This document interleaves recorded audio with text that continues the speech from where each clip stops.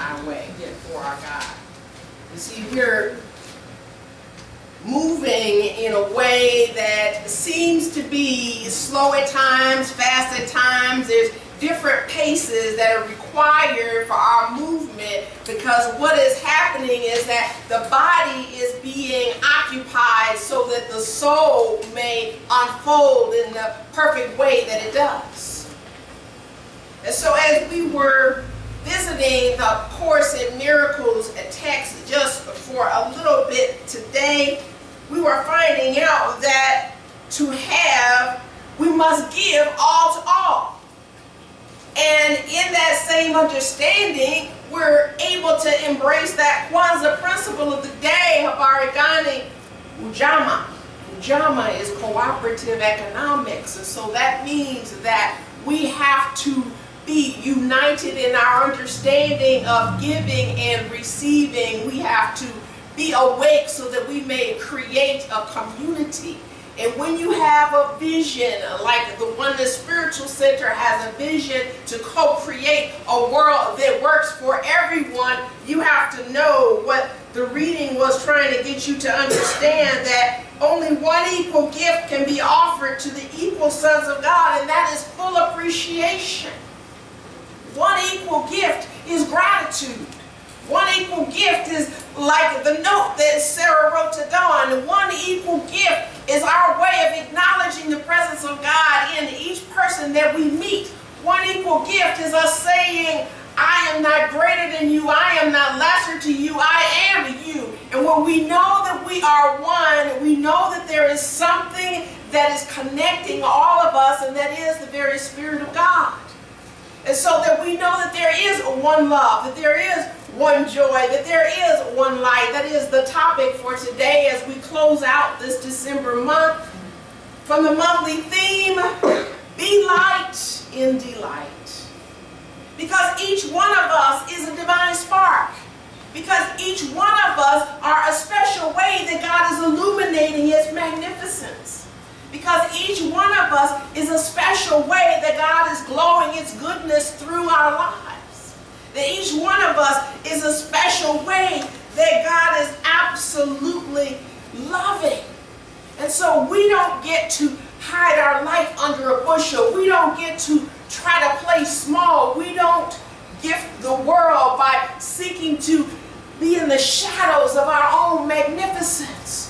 This is what Mr. Mandela was saying to us. This is what Marianne Williams said to us.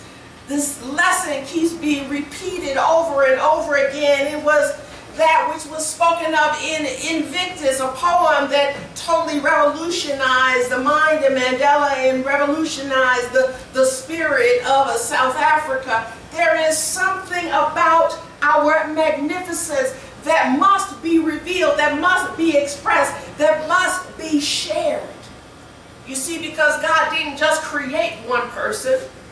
They want to make up a story about Adam and Eve and say that the reason that the more people came was because, you know, they created some mortal sin. The truth is, God was loving on Himself. It had to keep creating more of His substance. It had to keep creating more expressions of His grandeur. It had to keep expressing itself in the most magnificent way. That's how each one of us came into being. And so each one of us having something that is unique, just as we shared with a first-time visitor, there is something about us that is very necessary, or else we wouldn't be here. God doesn't waste time. God knows exactly what it's doing. God knows that God needed to reveal its songs through Sue. It needed to reveal its lyrics through Nadine. It needed to reveal so many things through each one of us.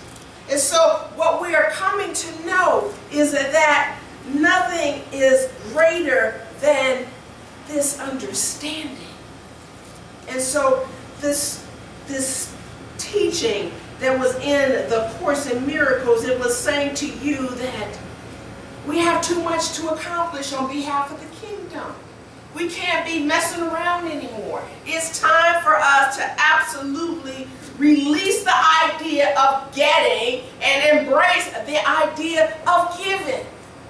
Well, you know, there goes another preacher trying to get some money out of somebody. But what you have to offer is so much greater than money. What you have to offer is greater than anything that you could ever put a number on that would signify the value. What you have inside of you is the divine essence of wisdom, of grace, of joy, of peace, of creativity. And because you're made in the spiritual image and likeness of the Creator, creativity is part of your DNA. Creativity is part of your identity. Your chromosomes have been configured so that you can absolutely reveal new ways of seeing, new ways of being, new ways of expressing, new ways of loving, new ways of feeling. And so we don't have to get stuck in the same old ruts that we've been stuck in for, these many years. You know, this is a time of year when people started thinking about resolutions. They started thinking about how their lives could be different, what they want to happen, what they didn't get this year, rather than who they were not willing to become this year. And so they start to create these wish lists and these vision boards and create these resolutions. You know, somebody said you should make your resolutions realistic. I'm going to gain 20 pounds. I'm going to watch TV every day instead of read. You know? And that way they won't get an excuse to feel bad about themselves at the end of the year, because they will have fulfilled exactly what they said they were going to do. But here you have an opportunity to take the pressure off, to take all of the burden of, I'm such a bad person, and all of that self-loathing. It does not serve the world. It's covering up like manure, covering up a beautiful light. And so what we get to do now is to be able to release the idea of getting. We get to release the idea of what can I procure, who can I get, what can I accomplish. And you get to release that idea by simply being one with the one, being totally clear in your spiritual practices, doing your spiritual mind treatment, doing your meditation work, doing your visioning work. It isn't anything that you are doing anyway. It's the presence of God within you that's doing the work. So when you can release acquiring, then you will probably start to get everything more than you could have even imagined. And so when we look at our values, when we look at our keys to a balanced spiritual life, we see some of these things in here.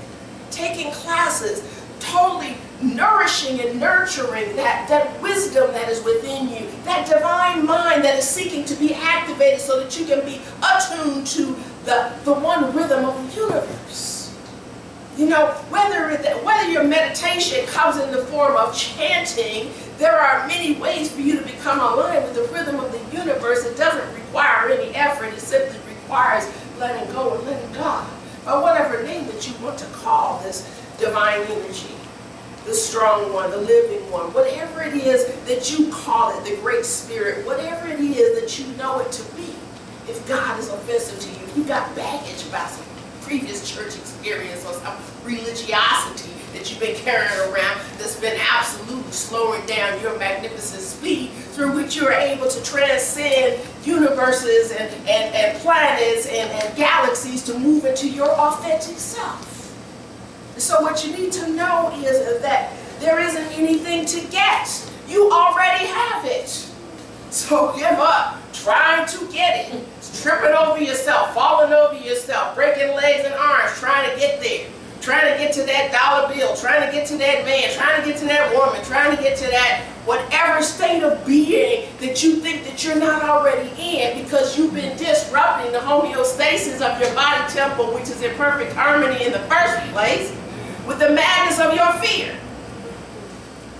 So what I'm inviting you to do is to do what Ernest Holmes was inviting us to do when he talked in the Science of Mind about expanding the finite. You see, it isn't about trying to become more than you are. It's exactly being who you are. He was referencing the prodigal son when he was talking about how the son went off and the son was in this place where he had to basically eat what the pigs were eating. It says, because no man gave unto him. No man does give unto us. I know you think it's all about that paycheck that you're going to get. Waiting for the next one as soon as you get that one. I know that you're thinking about, well, nobody helped me. Nobody's here to help you in terms of what you can do for you. And as long as we keep looking outside of ourselves, we will not be able to catch a glimpse of that I am that is within us. And so as Ernest Holmes says, and he says how true it is that no one can give unto us but ourselves, and no one can rob us but ourselves. There are no gods to say us nay, for we are the life we live. And he says, in our greatest extremity, in the moment of great need and dire distress, who can help or serve us? All of our troubles come from an isolated sense of being. We alone can return to the Father's house.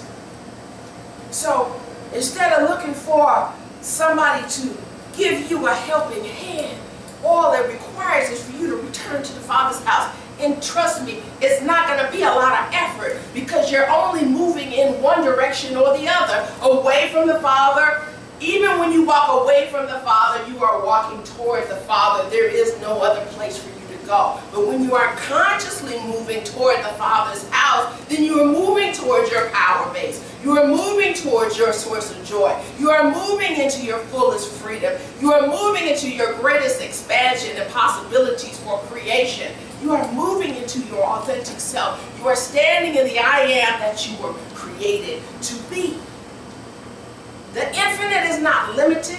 Any perceptions that we think about what we are not able to accomplish, what we are not able to have, or what we are not able to be comes from us having a limited perspective of God, because we can't even see beyond here. We're not experiencing all that there is because we are absolutely caught up in the shadows of the light instead of being warmed by the light. And here we have an opportunity to see this through the reading that was in the Course in Miracles. They say you can't perform miracles without believing it. This, everybody want to focus on Jesus. It wasn't just that Jesus was the only one who had the capacity. Jesus was the only one who believed in God. Jesus was the only one who had the faith that anything is possible. So every week when I say infinite possibilities available to us, something in your head is going, yeah, right. And so what that does is to shut down your purview, limit your scope, absolutely clogs up your ears so you can't even hear the divine whisper that is softly speaking to you about your magnificence and what there is in store for you to fully realize your joy. So here we have an opportunity to know that there's no range in what you have to offer. And what you have to offer is not to God.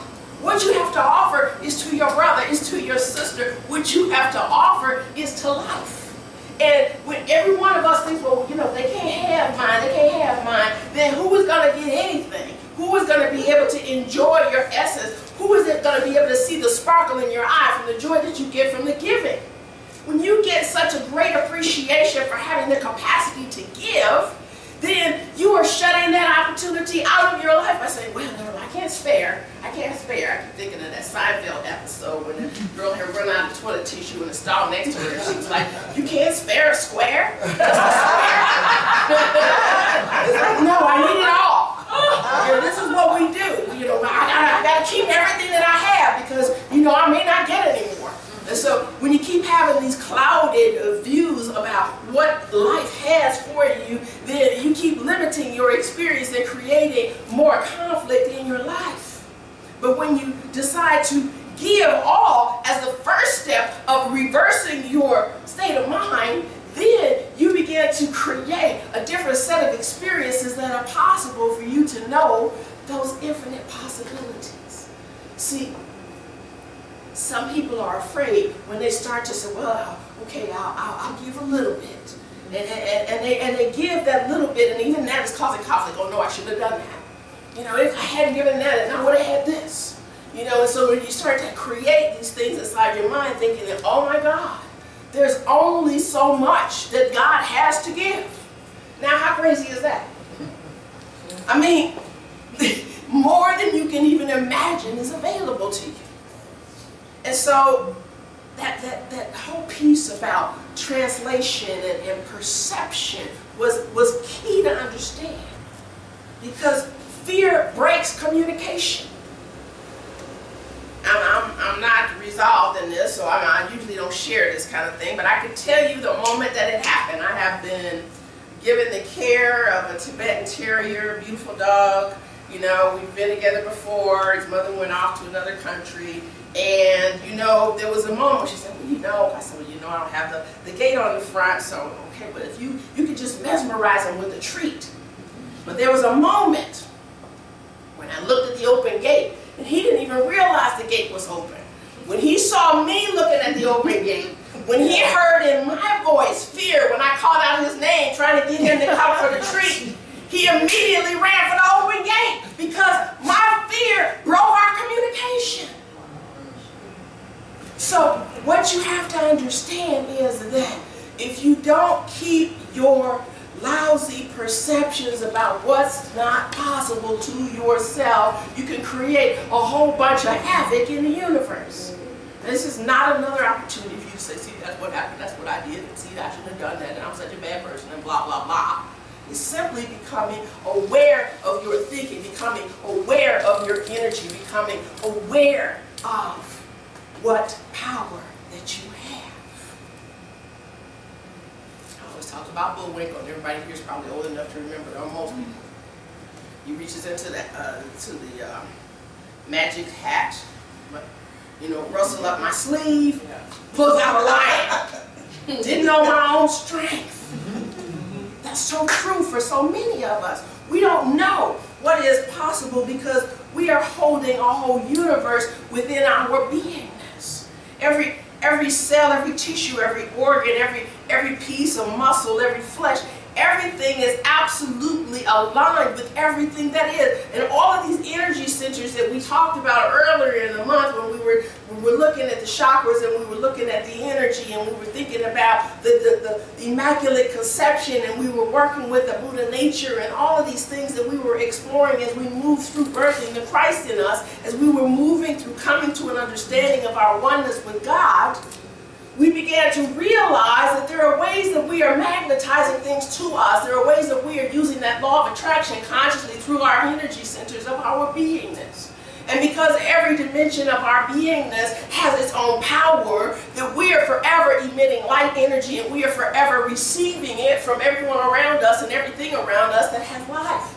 Whether it be a plant, an animal, a vegetable, or a mineral, whatever it might be, this is the active, omni-active presence of God that is working in and through our lives. And so there isn't anything that's ever going to stop moving because God is omni-active. So you needn't worry about being still, thinking that, well, if you don't move, if you move in meditation, and maybe you won't fall asleep. There is always something happening.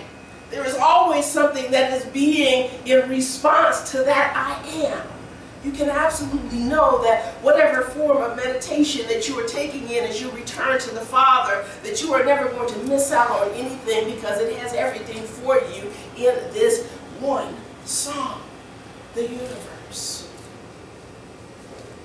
So when we know that, you know, things happen. One of my classmates I went to high school died today.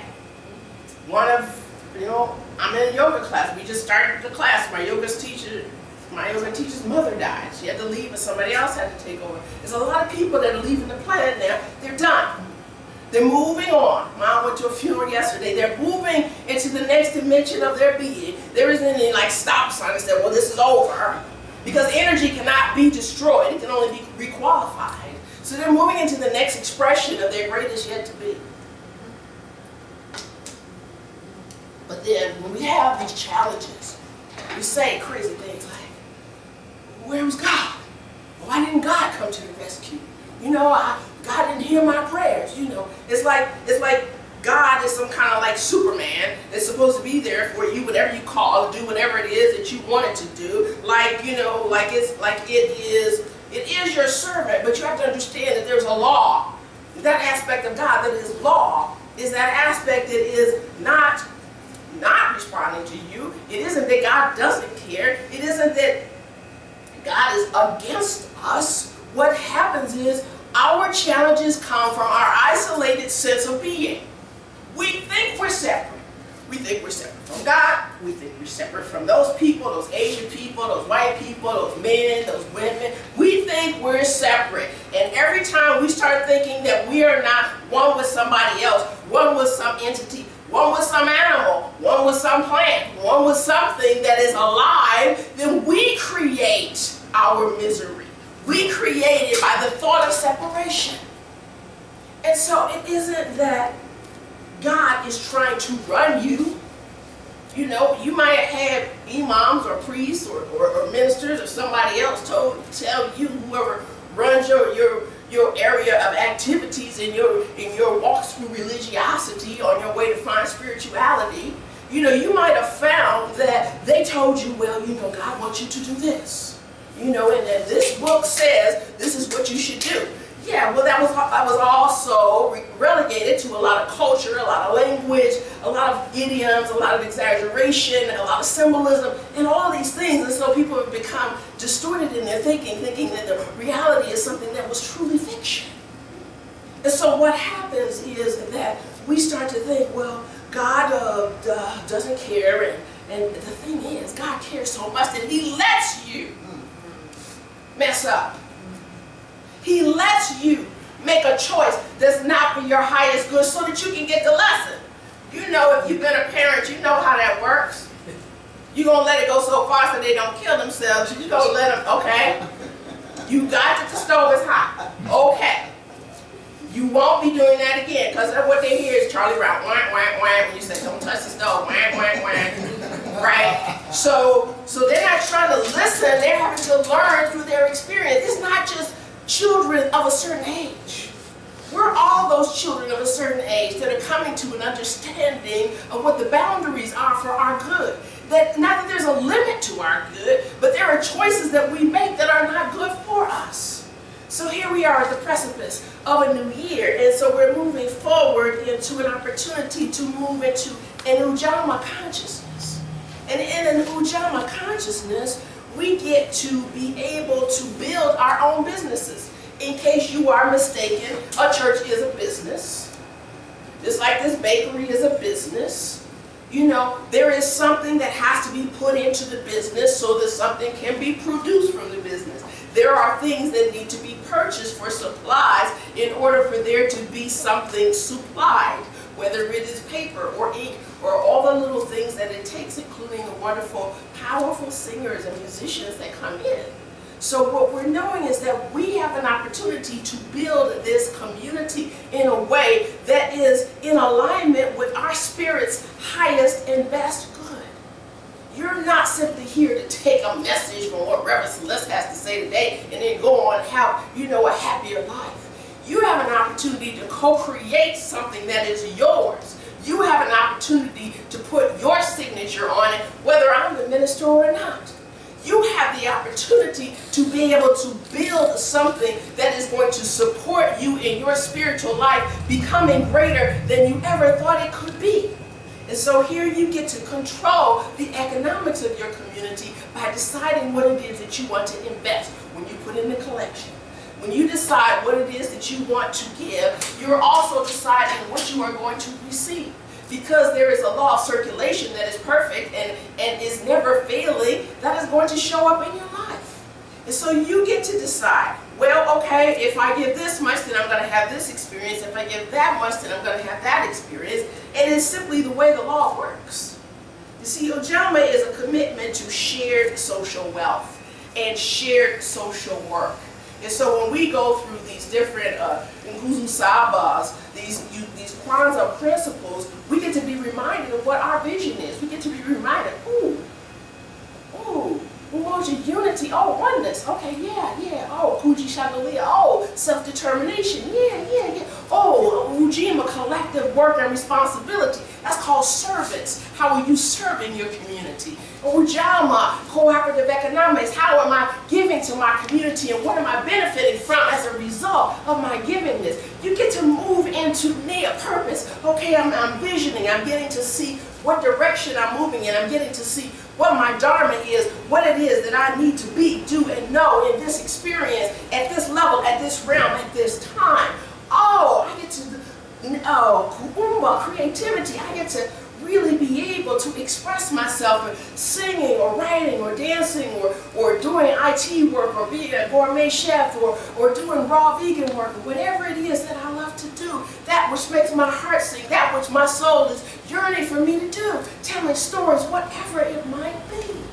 And so we get to know that even through all of these things, it still comes back down to that radiant faith, Imani, which is the one day that we start off the next year. And we can only do it through a radiant faith. We can only do it through a knowing that God is able.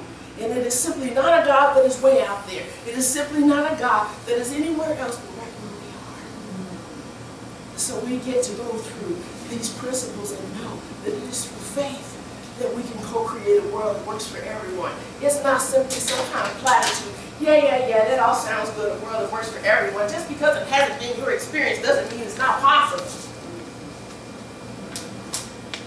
It can only become our shared experience through our collective work, through our sense of responsibility, through our knowing of our oneness with one another, through our knowing of our oneness with God. We come to know. We have the capacity to speak from a place of determination. We have the capacity to work in a way that is supporting those values that are important to us. We have the capacity to use our resources in a conscious way so that we can build something that we can be proud of, so that we can absolutely co-create something that will allow us to be lifted higher, that will raise our stature more than a cubit, that will absolutely let us feel free enough to create in a way that we've never felt free enough to do before, because we become awake and aware and alive of our divine identity. And because we have the faith, we know that it's possible, because miracles happen every single moment. So here we are in this wonderful opportunity to go beyond all that has been and to be more, and to recognize more of who we are. I want you to say to your neighbor, you have a divine heritage. You have a divine heritage. Say to your neighbor, you have a sacred destiny. You have a sacred destiny. Look at the person next to you, say, you are life's prayer becoming its answer. You are life's prayer becoming its answers. Say to your neighbor, you are the first light of the dawn of eternity. You are the first light of the dawn of eternity. How's that feel? Good. Great. Yay. Say to your neighbor, I'm ready to discover new heights. I'm ready to discover new heights. All right. Say to your neighbor, I'm ready to revel in joy. I'm ready to revel in joy. That's right. Say, I am ready to give beyond reason. I am ready to give beyond reason. I am ready to care beyond hope. I am ready to care beyond hope. I am ready to love without limits. I am ready to love without limits. Right. Like that. These are the hallmarks of your divinity. These are the traits of the immortal beings that you are. You may wear these with pride and dignity, knowing the stuff that you're made of. Your light has illumined dark paths, and your life has changed the course of history. Know who you are. I invite you to celebrate who you are and who you are becoming. I invite you to absolutely know that you are not alone, that everything that you can see, the universe will support you in being. And I invite you to know that you are dearly loved and that there is a universe that is perfectly supporting you in this unfoldment of your divine destiny. Namaste. Namaste.